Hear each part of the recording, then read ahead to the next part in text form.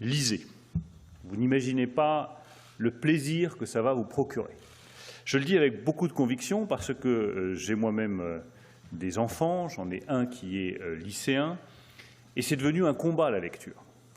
Et je veux juste dire à tous ceux qui nous écoutent que ce combat, nous le menons avec Marc Levray-Lacharrière, avec Luce Perrault, avec Éric Reynard qui est présent, avec tous les journalistes qui sont présents ici et qui écrivent.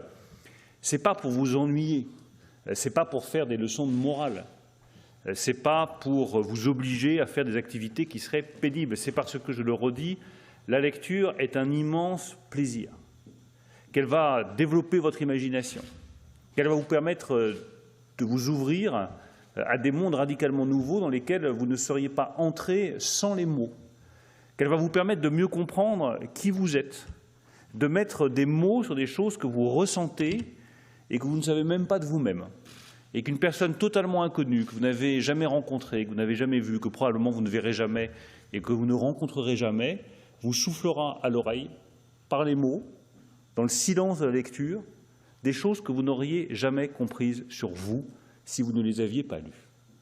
On apprend plus sur son désir d'aventure en lisant Robinson Crusoe qu'en partant en voyage. On apprend plus sur le désir et la jalousie qui peut animer le désir et qui est souvent à la base du désir, en lisant Albertine retrouvée ou La prisonnière, qu'en en faisant soi-même l'expérience. Et quand on souffre soi-même de jalousie parce qu'on aime quelqu'un qui ne vous aime pas ou qui est aimé par quelqu'un d'autre, eh bien, il suffit de lire Proust pour comprendre ce que c'est que ce sentiment, de mettre des mots dessus, et ces mots vont vous apaiser. Ces mots vont vous apaiser parce que vont vous faire comprendre que vous faites partie d'une collectivité qui ressent les mêmes choses et que vous n'êtes pas tout seul. Et c'est ça la singularité de la lecture. C'est que c'est une activité solitaire qui vous ouvre au reste du monde. Vous êtes seul et vous n'êtes jamais autant avec tous les autres que lorsque vous lisez un livre.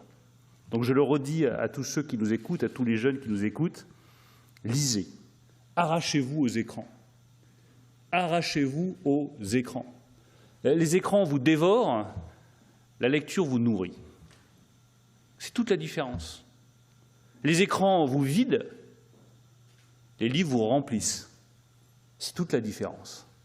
Alors évidemment que c'est un combat parce que l'écran, c'est la facilité, on est capté, l'attention est captée. Puis en plus, ils sont tellement bien organisés, ça fera le lien avec les GAFA, qui savent vous donner, exactement comme on le fait pour les rats, des petits stimuli nerveux, toutes les 5 secondes, toutes les 10 secondes, qui vous obligent à continuer à rester scotché à votre écran. Mais malheureusement, ce n'est pas ça qui vous permettra de développer votre liberté. Et je termine par là parce que c'est aussi une conviction très forte chez moi. La littérature est une arme de liberté. Et les écrans, trop souvent, peuvent devenir, pas toujours, je ne parle pas des écrans de cinéma, je parle des écrans des géants du digital, peuvent devenir des instruments d'asservissement. Vous pouvez être asservi dans votre consommation, dans votre comportement, dans vos pratiques, dans vos gestes, par des écrans qui sont formatés pour orienter votre pensée. La littérature, elle vous donne de la liberté. Les mots vous donnent la liberté pour vous construire et être ce que vous êtes. Je le dis à toutes les lycéennes et tous les lycéens qui nous écoutent, vous êtes chacun unique. Chacun.